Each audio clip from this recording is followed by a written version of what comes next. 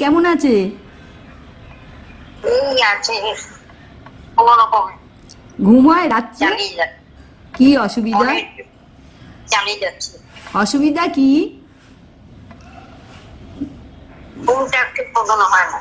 রাতে ঘুম হয় না? আচ্ছা, আমি একটা টেকনিক বলে দেবো, সেইটা করলে ঠিক ঘুম আসবে। ঠিক আছে? কি कैसे हैं आप? ठीक है।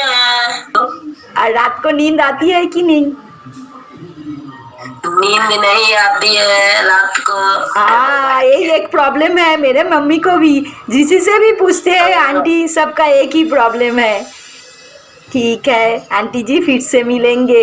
चलिए हम कुछ अपना तरीका बताएंगे आपको नींद आने के।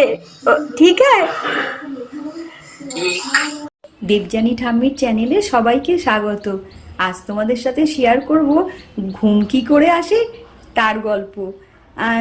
আজকাল যত আত্মীয় স্বজনের সঙ্গে দেখা হয়, মা, পিসি, ঠাকুমা, দিদি, একটু বয়স্ক হলেই তারা একটাই অভিযোগ জানায়, ঠিকঠাক তো আছে শরীর, ব্যথা ছাড়া আরেকটা যেটা প্রবলেম সেটা হচ্ছে একদম ঘুম আসে না রে। তো দেখছি সেই প্রবলেমটা তো আমাদের মিড 50তেই চলে এসছে, আমাদেরও ঘুম আসতে চায় না। তো আমি দেখেছি অ্যাপ্লাই করে কি যদি আমরা ঘুমানোর সময় কোনো কিছু একটা ক্রিয়েটিভ চিন্তা করি, দুশ্চিন্তা তো অবশ্যই না, কোনো ক্রিয়েটিভ চিন্তা মানে কোনো রান্নার রেসিপি, কিরমভাবে তার স্টেপসগুলো হয়েছিল সেরকম, বা পরপর চিন্তা করতে হবে কি রান্নার স্টেপসগুলো কিভাবে কিভাবে হয়েছিল।